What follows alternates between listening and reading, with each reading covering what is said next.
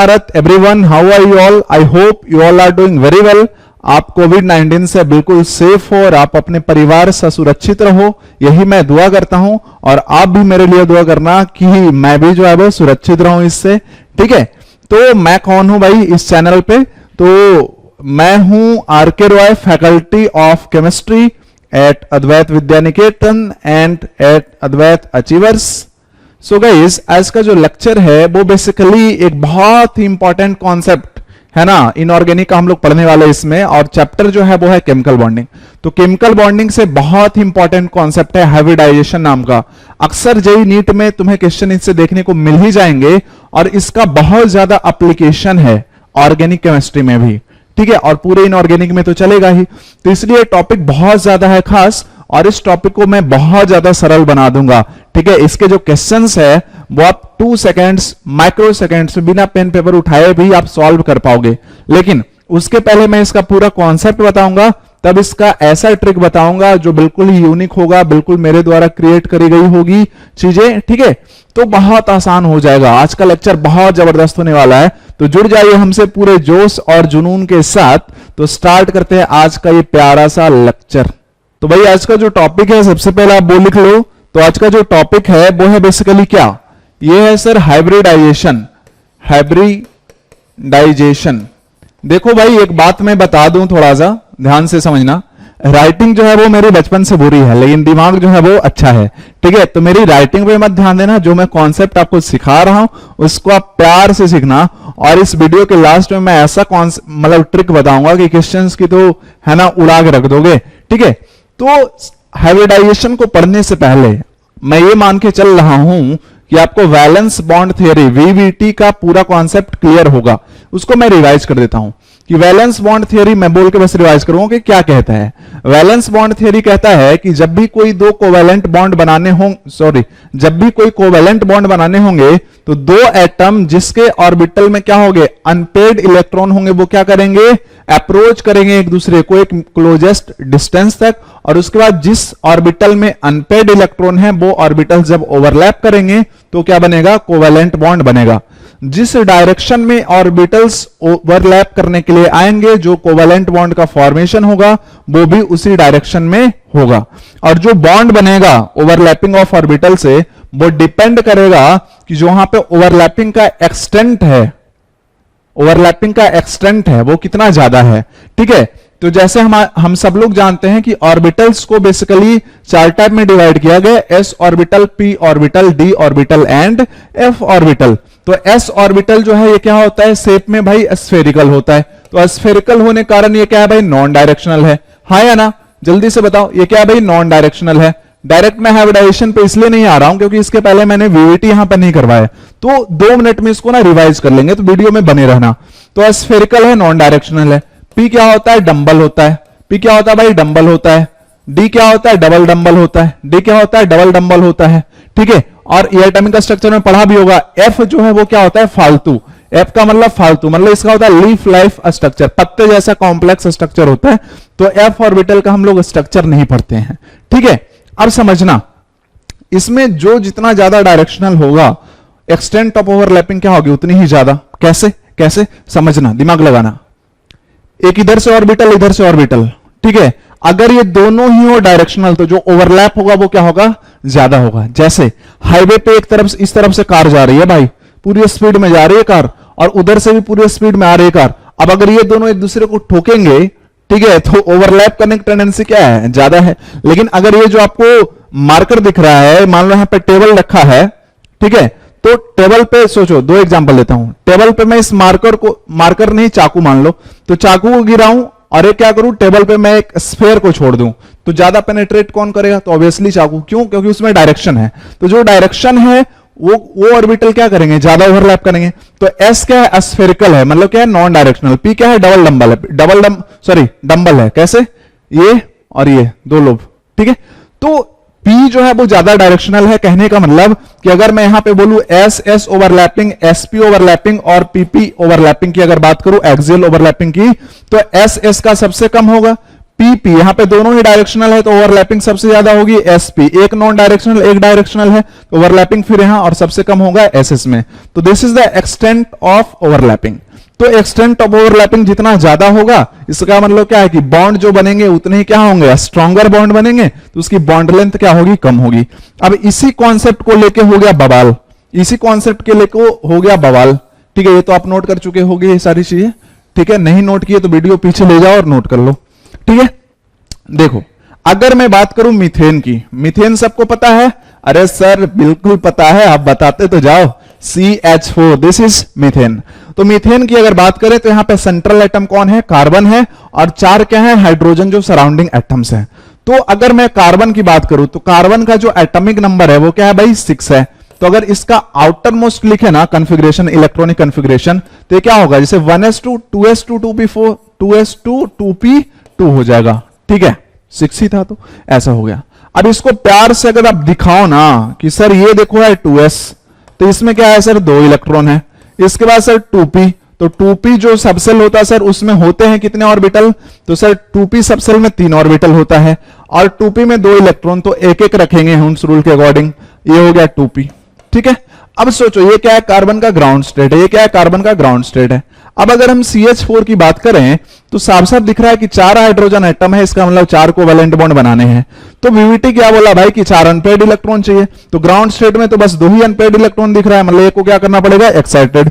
तो CS star लिख रहा हूं, मतलब first excited state of carbon. तो यहां पे क्या हो गया, 2s में 1 इलेक्ट्रॉन, और इधर भाई 2p में क्या आ गए, 3 इलेक्ट्रॉन। बहुत बढ़िया है ना, 4 अनपेयर्ड इलेक्ट्रॉन मिल गए। और जो हाइड्रोजन एटम है उसका इलेक्ट्रॉन कहां पे है भाई, 1s में है, तो ये हो गया एक हाइड्रोजन एटम, फिर ये दूसरा हाइड्रोजन एटम, सब एक जैसे होंगे। ठीक है, तो एक एक इलेक्ट्रॉन है भाई 1s में सबके। अब सोचो, अब 4 जो बॉन्ड बनने वाले हैं, 4 जो बॉन्ड बनने वाले एक्सपेरिमेंटली तो देखा कि इसका स्ट्रक्चर क्या है भाई, टेट्राहेड्रल है, टेट्राहेड्रल है। ठीक है, तो अब जो 4 बॉन्ड बनने वाले वो कैसे बनेंगे, इसका अनपेयर्ड इलेक्ट्रॉन और ये जो अनपेयर्ड इलेक्ट्रॉन वाला ऑर्बिटल, दोनों क्या करेंगे एक दूसरे के साथ ओवरलैप। कहने का मतलब एक जो CH बॉन्ड बनेगा, ये वाला जो CH बॉन्ड बनेगा, प्यार से समझना, क्या ये S ओवरलैपिंग से बनेगा, कैसे, कार्बन का 2s और हाइड्रोजन का 1s, मतलब ये बनने वाला है भाई SS ओवरलैपिंग से। नेक्स्ट वाले में आ जाओ, तो हाइड्रोजन का तो 1s रहेगा, लेकिन कार्बन का क्या हो गया, 2p, मतलब ये क्या हो गया, sp ओवरलैपिंग। फिर ये भी S और ये P, तो ये क्या हो गया, sp ओवरलैपिंग, ये क्या हो गया, sp ओवरलैपिंग। ठीक है, समझ में आ गया सर। तो इसका मतलब है कि यहां पे जो 4 बॉन्ड बन रहे हैं उसमें एक जो बॉन्ड बनने वाला है वो किससे बनेगा, S ओवरलैपिंग से, बाकी जो 3 बॉन्ड बनेगा वो किससे बनेंगे, according to BVT sp overlapping से।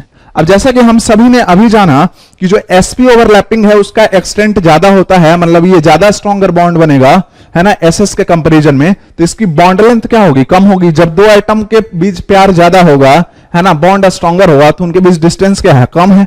ठीक है, समझ में आ गया सर। इसका मतलब ये हो गया, इसका मतलब ये हो गया कि जो 3 CH बॉन्ड है ना वो आइडेंटिकल होगा, लेकिन एक CH बॉन्ड जो है वो क्या हो जाएगा, डिफरेंट। मतलब इन 3 की, ये जो 3 नीचे वाले दिख रहे हैं, ठीक है, तो इनका तो बॉन्ड लेंथ बराबर आएगा, लेकिन चौथे वाले का क्या होगा, अलग होगा। ठीक है, तो लेकिन एक्सपेरिमेंटली जो देखा गया भाई कि चारों जो कार्बन हाइड्रोजन बॉन्ड लेंथ है वो क्या है, सेम है। तो ये कैसे हो गया, ये कैसे हो गया, सवाल उठ गया। तो फर्स्ट तो यहां पे कंट्राडिक्ट कर गया BVT, समझ रहे हो ना भाई। किसी भी नई थियरी को समझने के पहले हम ये समझेंगे कि उसकी जरूरत क्यों पड़ी। जब कोई एक थियरी फेल करती है तभी तो दूसरी थियरी आती है, तभी तो उसको रिप्लेस करने के लिए कोई आता है। समझ गए बात को सर, ठीक है। तो एक तो ये हो गया रीजन कि BVT क्या साबित हो रहा है भाई, गलत साबित हो रहा है। दूसरा BVT क्या बोलता है कि जिस डायरेक्शन में ओवरलैपिंग होगा बॉन्ड उसी डायरेक्शन में बनेगा। तो अब ध्यान से देखो, ये जो p सबसेल के 3 ऑर्बिटल हैं, px p by pz, तो px p by pz की अगर मैं बात कर लूं भाई, px p by pz की बात कर लूं, तो क्या ये एक दूसरे के परपेंडिकुलर होंगे, इस तरीके से होंगे। दिख रहा है आपको, दिख रहा होगा, ये देखो परपेंडिकुलर होंगे। अब इधर से आए एक हाइड्रोजन एटम का 1s ओवरलैप किया तो एक बॉन्ड इस डायरेक्शन में बना अकॉर्डिंग टू BVT। इधर से एक हाइड्रोजन, एक इधर बॉन्ड बना, इधर से एक हाइड्रोजन, एक इधर बॉन्ड बना, 3 हो गए p वाले। ठीक है। तो अब सोचो कि यहां पे जो 3 बॉन्ड एंगल आने चाहिए, इनके बीच क्या एंगल है भाई, 90 डिग्री है, तो 90 डिग्री एंगल आना चाहिए था। इसका मतलब CH4 में जो बॉन्ड एंगल आना चाहिए था 3, वो क्या आना चाहिए था, 90 डिग्री बॉन्ड एंगल आना चाहिए था। लेकिन एक्सपेरिमेंटली देखा गया कि जो जितने भी यहां पे CH बॉन्ड एंगल है, सबके सब जो है वो 109 डिग्री 28 मिनट, मतलब अप्रॉक्स 109.5 डिग्री है। तो ये भी सजेस्ट क्या कर रहा है कि VVT गलत है, क्योंकि VVT के अकॉर्डिंग क्या है भाई, बॉन्ड जो है वो बॉन्ड एंगल 90 डिग्री होना चाहिए, जबकि प्रैक्टिकली क्या है, 109 डिग्री। तो देखा कि भाई VVT फेल कर गया, तो लोगों ने जो है एक मनगढ़ंत कहानी बनाई, एक मनगढ़ंत है ना, कोई लेना देना नहीं प्रूफ का, और मनगढ़ंत कहानी बना दिया ताकि वर्ल्ड वाइड जो है वो बॉन्डिंग को एक्सप्लेन कर पाए। और उसी मनगढ़ंत चिड़िया का नाम जो है वो क्या है, हाइब्रिडाइजेशन है। उसी मनगढ़ंत चिड़िया का नाम क्या है, हाइब्रिडाइजेशन है। तो हाइब्रिडाइजेशन की जरूरत क्यों पड़ी, ये आपको क्लियर हो गया, बिल्कुल क्लियर हो गया, बहुत सर बहुत ज्यादा क्लियर हो गया, ठीक है। तो अब ध्यान से देखना, ध्यान से, इसमें क्या कहा गया, इसमें कहा गया कि देखो ये बॉन्ड लेंथ डिफरेंट क्यों आ रहा है, क्योंकि यहां पे SS ओवरलैपिंग है और यहां पे SP ओवरलैपिंग है। अगर सोचो कि चारों जगह ओवरलैपिंग आइडेंटिकल हो, तो क्या चारों बॉन्ड जो है वो आइडेंटिकल हो जाएंगे, तो उनके बॉन्ड लेंथ भी क्या आएंगे, आइडेंटिकल। रिपीट कर रहा हूं, यहां पे SS और SP दो टाइप का ओवरलैपिंग होने के कारण बॉन्ड लेंथ क्या आया, अलग आया। लेकिन अगर ये चारों ही जो ओवरलैपिंग है वो क्या हो जाए, आइडेंटिकल, तब जो चारों बॉन्ड बनेंगे उनके बॉन्ड लेंथ क्या आएंगे, आइडेंटिकल आएंगे। तो इसी कहानी को करने के लिए उन्होंने बोला कि देखो भैया, ये जो कार्बन के जो ऑर्बिटल्स है ना, वो डायरेक्ट ऐसे ओवरलैपिंग नहीं करते 1s से हाइड्रोजन के, वो पहले क्या होते हैं, मिक्स होते हैं। तो ये जो 2s ऑर्बिटल दिख रहा है ना, एक जो s ऑर्बिटल दिख रहा है, और यहां पे जो 3 p ऑर्बिटल दिख रहा है, ये पहले क्या होंगे, मिक्स होंगे, है ना, मिक्स होंगे, और उसके बाद एक नई चीज बनाएंगे, एक नया ऑर्बिटल बनाएंगे, जिसको हम क्या बोलेंगे, हाइब्रिड ऑर्बिटल। हाइब्रिड मतलब क्या, एक से ज्यादा चीजों का mixture, that is called hybrid. जैसे आप जाते हो दिवाली में, है ना, मिठाई खरीदने के लिए, तो भाई रसगुल्ला भी दे दिया, है ना, कलाकंद भी दे दिया, बहुत सारी चीजें मिक्स, बर्फी भी, काजू बर्फी, तो ये बर्फी मिक्स कर दिया, तो क्या हाइब्रिड मिठाई होगी। लेकिन अगर सिर्फ आप रसगुल्ले खरीदो या सिर्फ बर्फी खरीदो, तो वो क्या एक टाइप की मिठाई है।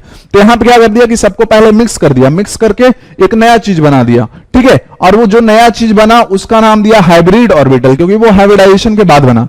और इसका नाम कैसे लिखेंगे, तो s का एक ऑर्बिटल मिक्स हुआ तो s, p का 3 ऑर्बिटल मिक्स हुआ तो 3, तो क्या हो गया, sp3। और इसको रिप्रेजेंट कैसे किया, इसको इस तरीके से, दो लोब है लेकिन एक क्या है, बड़ा लोब, दूसरा क्या रहेगा, छोटा लोब। जो बड़ा लोब है उसमें इलेक्ट्रॉन डेंसिटी है, ठीक है। तो इस तरीके से क्या होगा, हाइब्रिड ऑर्बिटल बनेगा। कितने हाइब्रिड ऑर्बिटल बनेंगे, तो जितने यहां पे ऑर्बिटल्स मिक्स हो रहे हैं, कितने मिक्स हो रहे हैं, तो s का एक ऑर्बिटल और p का 3 ऑर्बिटल, तो टोटल 4 ऑर्बिटल मिक्स हो रहे हैं। तो जो हाइब्रिड ऑर्बिटल्स बनेंगे वो भी कितने बनेंगे भाई, 4 बनेंगे। बहुत बढ़िया सर, बहुत बढ़िया। और नाम सबका क्या देंगे सर, तो sp3। sp3 नाम क्यों पड़ा, समझ में आ गया सर, बिल्कुल समझ में आ गया, कोई दिक्कत ही नहीं है, कोई दिक्कत नहीं है। अब देखो, जब चारों जो है वो आइडेंटिकल ऑर्बिटल बन गए कार्बन के, तो यहां पे अब हाइड्रोजन का 1s ओवरलैप करा दो, तो 1s ओवरलैप किया, तो चारों जगह बताओ कैसा ओवरलैपिंग है। यहां पे भी है sp3 1s, यहां पे भी कैसा है भाई, sp3 1s, यहां पे भी कैसा है, sp3 1s, और यहां पे भी कैसा है, sp3 1s। तो इसका मतलब कि जो चारों ओवरलैपिंग हुई ना, वो क्या हो गई, आइडेंटिकल हो गई। तो ऑब्वियस सी बात है, जो बॉन्ड लेंथ जो है ना, वो अब चारों ही बॉन्ड का क्या आएगा, सेम आएगा, अब डिफरेंट नहीं आएगा। समझ में आ गया, क्लियर है, क्लियर है। तो हाइब्रिडाइजेशन की जरूरत क्यों पड़ी वो समझ में आ गया। नोट्स अगर लिखना चाहो तो लिख सकते हो कि इन हाइब्रिडाइजेशन क्या है, it is the process, it is the, video लंबा होने वाला है लेकिन बहुत मजेदार होने वाला है। It is the process of mixing of orbitals of, कितनी बार, of different shapes and having approx equal energies। मतलब इनमें एनर्जीज गैप जो है वो बहुत ज्यादा नहीं होना चाहिए। यहां पे जो मिक्स हुआ था ना, तो 2s और 2p मिक्स हुआ, तो इनके भी ज्यादा एनर्जी गैप नहीं होगा। लेकिन अगर आप 2s और 6p को मिक्स करो तो वो हाइब्रिडाइजेशन में नहीं जाएंगे, उनके बीच एनर्जी गैप क्या है, बहुत ही ज्यादा है, तो फिर वो मिक्सिंग नहीं हो पाएगी, मिक्सिंग नहीं हो पाएगी, ठीक है, ओके। तो it is the process of mixing of orbitals of different shapes and having approx equal energies. The number of hybrid orbitals, the number of hybrid orbitals formed, the number of hybrid orbitals formed is equal to the number of atomic orbitals mixing, number of atomic orbitals mixing, है ना, simple. यहां पे 4 तो 4. ठीक है, तो हर जगह hybridisation sp3 नहीं होगा, वो डिपेंड करता है कि भाई हम किस स्पीसीज की बात कर रहे हैं. अब जैसा कि VSEPR थियरी पढ़े होंगे, valence shell electronic repulsion theory, तो वो क्या बोला था कि जो ऑर्बिटल्स है ना, ध्यान से, बॉन्ड, बेसिकली बॉन्ड का अरेंजमेंट हम इस तरीके से करेंगे ताकि जो इलेक्ट्रॉन क्लाउड के बीच का रिपल्शन है ना वो मिनिमम हो, क्योंकि जहां भी रिपल्शन ज्यादा होगा तो ऑब्वियस सी बात है स्टेबिलिटी कम हो जाएगी. जहां भी दुश्मनी बढ़ेगी ना वहां पे स्टेबिलिटी कम हो जाएगी, जहां पे प्यार बढ़ेगा ना वहां पे स्टेबिलिटी क्या होगी, ज्यादा होगी. समझ गए सर, समझ गए, बहुत चालू इंसान हो आप. ठीक है, अरे नहीं भाई मैं तो केमिस्ट्री बता रहा हूं, वहां भी केमिस्ट्री ही है. ठीक है, ओके, बहुत बढ़िया, बहुत बढ़िया, समझ में आ गया यहां तक. तो क्या sp3 कहानी हो गई क्लियर. तो अब बोला कि देखो भाई कार्बन है, तो कार्बन के जो 4 हाइब्रिड ऑर्बिटल बने हैं इनको 109 पे क्या कर दो, अरेंज कर दो. 109 पे क्या कर दो भाई, अरेंज कर दो इस तरीके से. ठीक है, ये हो गया कार्बन के sp3 हाइब्रिड ऑर्बिटल्स. और इसके आगे आएगा कौन, हाइड्रोजन का 1s, हाइड्रोजन का 1s, हाइड्रोजन का 1s, हाइड्रोजन का 1s. तो यहां पे जो बॉन्ड एंगल भी होगा, कौन सा बॉन्ड एंगल का, hydrogen carbon hydrogen, hydrogen carbon hydrogen. तो ये टेट्राहेड्रल है तो कितना बॉन्ड एंगल होगा, 109.5 डिग्री. बात समझ में आता है. टेट्राहेड्रल अरेंजमेंट क्या आपको क्लियर है क्या, ये 3D अरेंजमेंट है. कैसा होता है सर, कैसा होता है, देखो इस तरीके से होता है. ठीक है, मेरे पास वो अभी मॉडल नहीं है, वो मैं खरीदने वाला हूं. अगर आप लोग नीचे कमेंट करोगे तो इस तरीके से होता है, दिख रहा है क्या. देखो एक ये हो गया, एक इस तरफ होता है, और ये क्या है, प्लेन के ऊपर है, और एक इस डायरेक्शन. मतलब दो बॉन्ड जो है वो प्लेन में होते हैं. देखो ये वाला जो बॉन्ड है और ये वाला बॉन्ड, ये क्या होंगे, प्लेन में, और एक क्या होगा अबव द प्लेन, ये क्या होगा बिलो द प्लेन. तो दिस इज टेट्राहेड्रल स्ट्रक्चर. तो बात समझ में आ गया कि हाइब्रिडाइजेशन की जरूरत क्यों पड़ी और ये कैसे ओवरकम करता है. तो ये वर्ल्ड वाइड एक मनगढ़ंत कहानी है, मनगढ़ंत कहानी है. ठीक है, समझ में आ गया सर, समझ में आ गया. ठीक है, अब यहां पे कुछ इंपॉर्टेंट बात कि हाइब्रिडाइजेशन में कौन कौन से ऑर्बिटल पार्टिसिपेट कर सकते हैं. तो मैं यहां पे कुछ बात लिखने वाला हूं जो कि आपको क्लियरली समझना है कि the fully filled, half filled और empty orbital can participate in hybridization. समझ में आया क्या, नहीं आया सर, नहीं आया सर. आपने तो अभी बताया था ना कि जिस ऑर्बिटल में अनपेयर्ड इलेक्ट्रॉन होंगे ना वो बॉन्डिंग में पार्टिसिपेट करेगा. ये फुली फिल्ड और हाफ फिल्ड कहां से आया सर, ये आप गलत बता रहे हो. ध्यान से समझो आप, हाइब्रिडाइजेशन क्या है, क्या हाइब्रिडाइजेशन ओवरलैपिंग है, नहीं. हाइब्रिडाइजेशन जस्ट क्या है, मिक्सिंग ऑफ ऑर्बिटल्स है, इसके आगे नहीं है. बॉन्डिंग ये नहीं है, बॉन्डिंग करने का प्रोसेस नहीं है हाइब्रिडाइजेशन. ये जस्ट क्या है, मिक्सिंग ऑफ ऑर्बिटल्स है. तो मिक्सिंग किसी भी ऑर्बिटल का हो सकता है बशर्ते कि उसके क्या हो, अप्रॉक्स इक्वल एनर्जीज हो, चाहे वो हाफ फील्ड हो, फुली फील्ड हो, डजंट मैटर यार. क्लियर है, क्लियर है ना. चूंकि हाइब्रिडाइजेशन कहां तक सीमित है, बस मिक्सिंग ऑफ ऑर्बिटल तक सीमित है. ये हाइब्रिडाइजेशन नहीं है. ये जो ओवरलैपिंग है ये क्या हो गया, नॉर्मल ओवरलैपिंग. इसके पहले वाली जो प्रोसेस है ये है हाइब्रिडाइजेशन. तो हम समझ गए सर, हम समझ गए. दूसरी बात, एक इंपॉर्टेंट बात है ना जिस पे कि बेस्ट आएगा लेक्चर, कि the hybrid orbitals are more directional in nature. ये बहुत ज्यादा डायरेक्शनल होते हैं, चूंकि ये डायरेक्शनल, देखो ना sp3 are more directional in nature. तो इससे क्या होगा सर, जो हाइब्रिड ऑर्बिटल है वो बहुत ज्यादा डायरेक्शनल नेचर में होने के कारण ये जो है वो एक्सियल ओवरलैपिंग प्रीफर करते हैं. क्या करते हैं, एक्सियल ओवरलैपिंग प्रीफर करते हैं, एक्सियल ओवरलैपिंग प्रीफर करते हैं. सर एक्सियल ओवरलैपिंग क्या है, एक्सिस के अबाउट. जैसे ये क्या है, पी ऑर्बिटल, एक दूसरा इधर से डंबल ले आओ जो जिम में करते हैं, तो उन दोनों को सामने भिड़ा दो तो वो क्या हो गया, एक्सिस हो गया. ठीक है, जैसे इस तरीके से ये क्या है, एक्सिस है इस ऑर्बिटल का. ठीक है, जो मैक्सिमम इलेक्ट्रॉन क्लाउड और न्यूक्लियस से पास होगा। समझ में आ गया सर? समझ में आ गया सर? आपकी वीडियो फास्ट है लेकिन मजा तो बहुत आ रहा है ना? बहुत मजे ले रहे हैं आप भी मेरे, है ना? तो एक्सियल ओवरलैपिंग प्रीफर करता है, और जब भी एक्सियल ओवरलैपिंग प्रीफर करेगा तो क्या बनेगा? सिग्मा बॉन्ड का फॉर्मेशन होगा। तो हाइब्रिड ऑर्बिटल से जनरली जो है वो सिग्मा बॉन्ड का फॉर्मेशन होता है। कुछ ऐसी जगह हैं जहां पे हाइब्रिड ऑर्बिटल से सिग्मा बॉन्ड नहीं बनता। जैसे ऑर्गेनिक केमिस्ट्री में ये कॉन्सेप्ट बहुत ज्यादा यूज होता है कि एक प्रजाति है ऑर्गेनिक में जिसको बोलते हैं बेंजाइन। क्या बोलते हैं? बेंजाइन, बेंजीन नहीं, बेंजाइन, आइन, ठीक है? तो ये होता है ये। तो यहां पे जो एक पाई बॉन्ड बन रहा है ना एक्स्ट्रा, तो इस कार्बन का sp2 और इस कार्बन का भी sp2 इन्वॉल्व होता है। तो ये एक एक्सेप्शन है जहां पे कि हाइब्रिड ऑर्बिटल से पाई बॉन्ड बनता है। अदरवाइज हर जगह क्या है? सिग्मा बॉन्ड बनाना प्रेफर करता है हाइब्रिड ऑर्बिटल, क्योंकि ये क्या है ये एक्सियल ओवरलैपिंग करना चाहेगा, क्योंकि ये डायरेक्शनल है, और एक्सियल ओवरलैपिंग करने से बॉन्ड जो बनेगा वो क्या बनेगा? स्ट्रॉन्गर। कैसे सर? देखो, दो टाइप की ओवरलैपिंग होती है। इस लेक्चर में मैं हर तरफ नहीं घुस सकता, इसलिए मैं मान के चल रहा हूं कि एक्सियल ओवरलैपिंग क्या होती है, पैरेलल ओवरलैपिंग क्या होती है, ये आपको समझ में आता होगा। फिर भी मैं 10 सेकंड में बताता हूं। एक्सियल मतलब दो कार आए सामने से ठोक दिए। पैरेलल मतलब एक कार खड़ी थी, दूसरा कार आया ऐसे साइड से निकल गया उसको टच करते हुए। तो कहां पे बर्बादी ज्यादा होगा? कहां पे है ना ज्यादा ठुकाई होगी? तो ऑब्वियस सी बात है सर, बर्बाद ज्यादा जो है वो सामने से होंगे, है ना?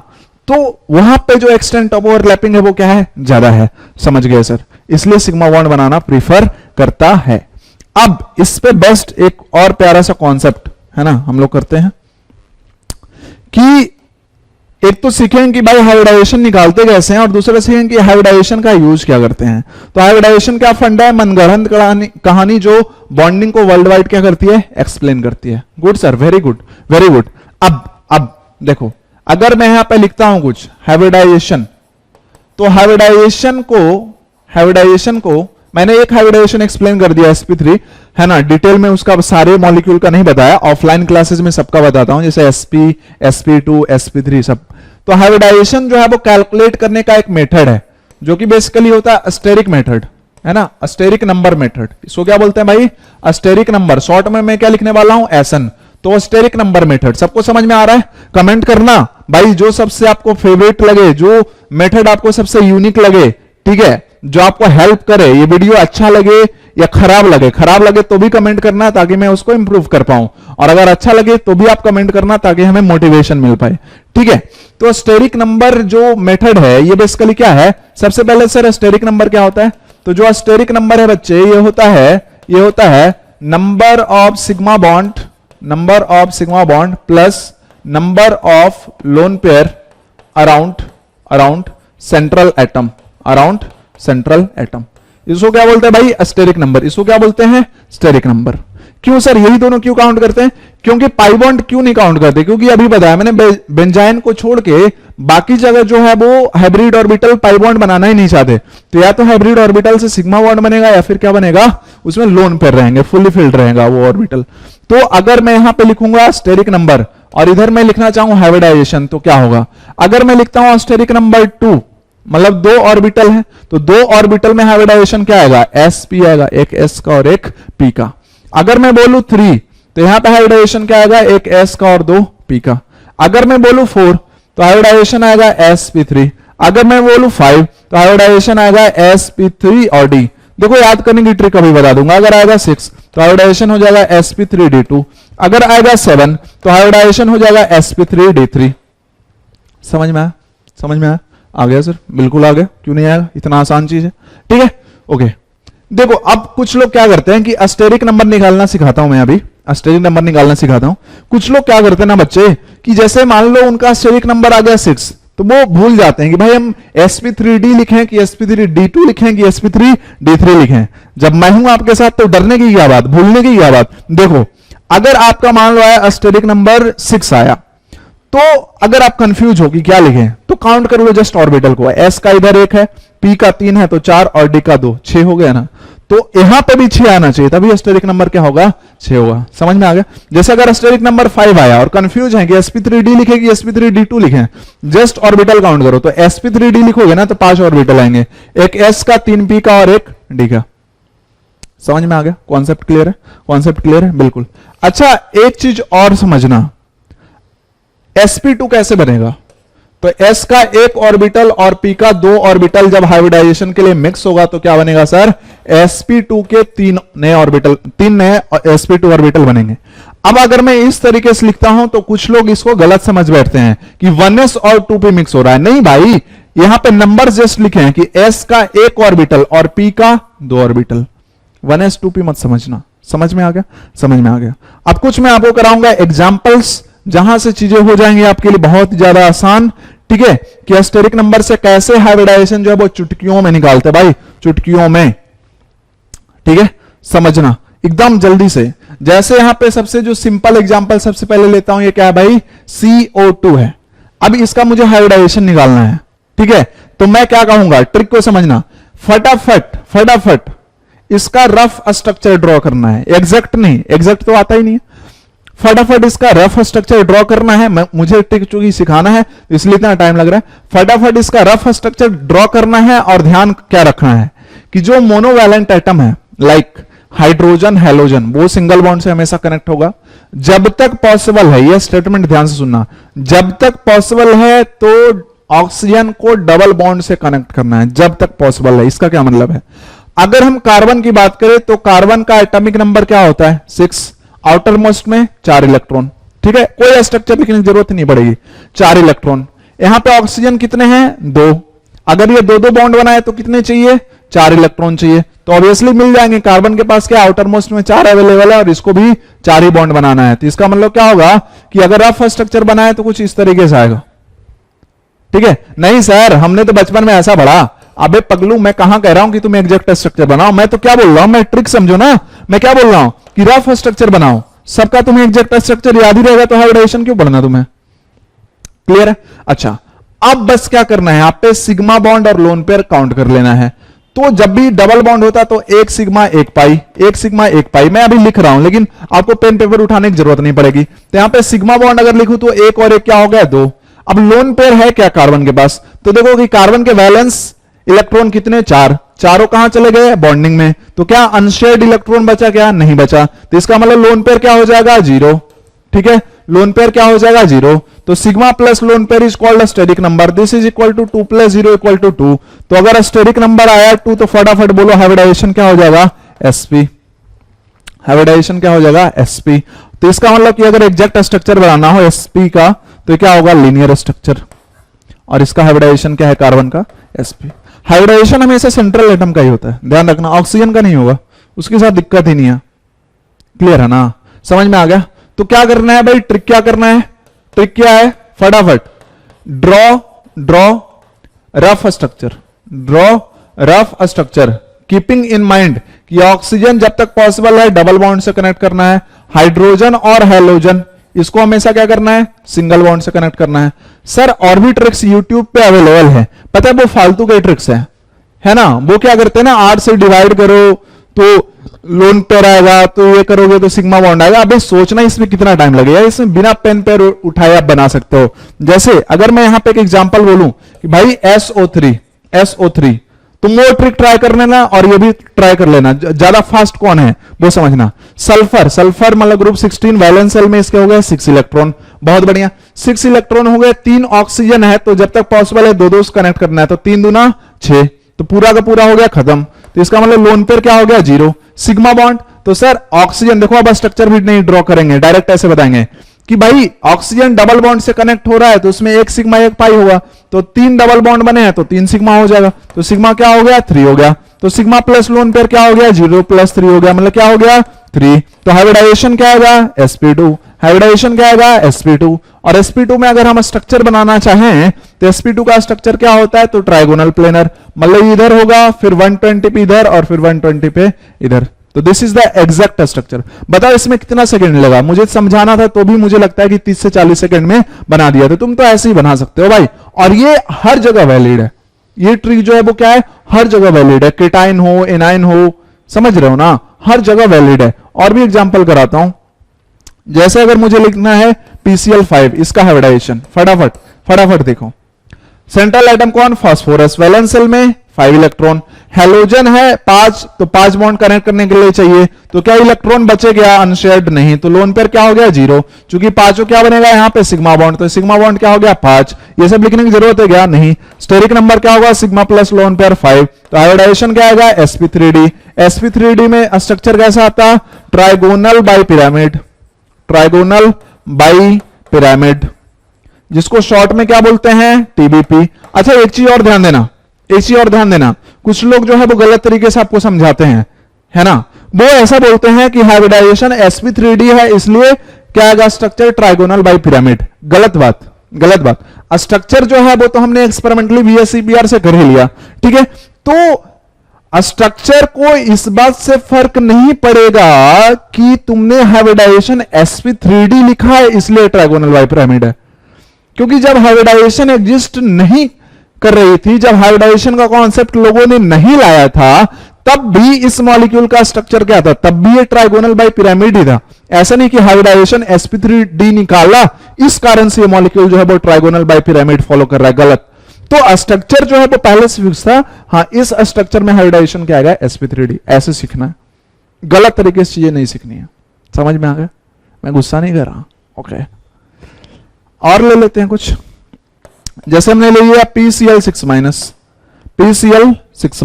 A9, मैं सिंपल क्वेश्चन नहीं कराता, मैं सब कुछ कराता हूं। PCl6 फास्फोरस हो गया सेंट्रल एटम, एक माइनस है उसको ऐड कर दो उसके इलेक्ट्रॉन में, तो 5 + 1 क्या हो गया 6, हेलोजन कितने 6, तो सबके सब क्या करेंगे, बॉन्ड बना लेंगे, तो लोन पेयर क्या हो गया 0, सिग्मा बॉन्ड कितने हो गए 6, क्योंकि डबल बॉन्ड कोई है नहीं, तो स्टेरिक नंबर क्या हो गया 6, तो ये क्या हो जाएगा हाइब्रिडाइजेशन बाई sp3d2। समझ रहे हो क्या, समझ रहे हो। तो मतलब कोई भी हो ना, कोई भी हो, बस केटाइन एनायन में ध्यान रखना कि अगर केटाइन लिखा है तो वैलेंस इलेक्ट्रॉन से है ना इलेक्ट्रॉन माइनस करना है, अगर एनायन लिखा है तो सेंट्रल एटम में ही वो इलेक्ट्रॉन जो है वो ऐड कर देना है वैलेंस में। तो क्या यहां तक बात समझ में आ गई कि हाइब्रिडाइजेशन क्यों आई, इससे फायदा क्या हुआ और हाइब्रिडाइजेशन कैसे निकालते हैं, ठीक है। इसमें बहुत सारे क्वेश्चन भी पूछता है कि आइसो स्ट्रक्चरल, तो आज का लेक्चर हो सकता है थोड़ा लंबा हो गया हो, तो इसलिए उस चीज को जो है वो अगले क्लास में डिस्कस करेंगे। अगले क्लास में एक ट्रिक मैं और बताने वाला हूं कि जब आपसे पूछा है कि नंबर ऑफ पाई बॉन्ड बताओ, तो नंबर ऑफ पाई बॉन्ड आप कैसे बताओगे आसानी से, बिल्कुल जो है वो प्यार से, है ना। वो भी ऐसा ट्रिक होगा, यूनिक ट्रिक ना, कि 2 सेकंड में आप चीजें कर सकते हो, है ना। ओल्ड ट्रिक नहीं कि मतलब इसी में लोग बताते हैं भाई 8 से डिवाइड करो, तो 2 से ये करो, तो 3 से वो करो। अरे घंटा, उतना टाइम किसके पास होता है। टॉपर बनना है तो टॉपर की तरह सोचो ना कि हम किस तरीके से टाइम बचा सकते हैं और भूले भी चीजों को नहीं। तो पेन पेपर पे लिखने की जरूरत ही नहीं है। अब आप ओरली कर सकते हो, 2 सेकंड में 1 सेकंड में कर सकते हो, हाइब्रिडाइजेशन निकाल सकते हो। तो क्या इससे आसान कुछ है, नहीं है। और इसी तरीके से मेरा स्टाइल भी है, कोई भी टॉपिक में सिखाता हूं तो हार्ड से हार्ड को मैं कुछ ना कुछ उसमें है ना पंगा लगा देता हूं, जो चीजें एग्जाम में आने वाली हो उसका हमने उपाय करके रखा हुआ है। So thank you for watching this video. I hope कि आपको बहुत मजा आया होगा। अगर मजा आया हो तो लिख दो नीचे, है ना, जोरदार, मतलब जोरदार, वाह, जो भी लिखना है ना, फालतू का लिख दो, हमें कोई मतलब नहीं है उस चीज से वैसे, ठीक है। लेकिन अगर आप कर दोगे तो अच्छा है। So thank you very much. अगले क्लास में मिलते हैं, बहुत इंपॉर्टेंट क्लास होगी वो।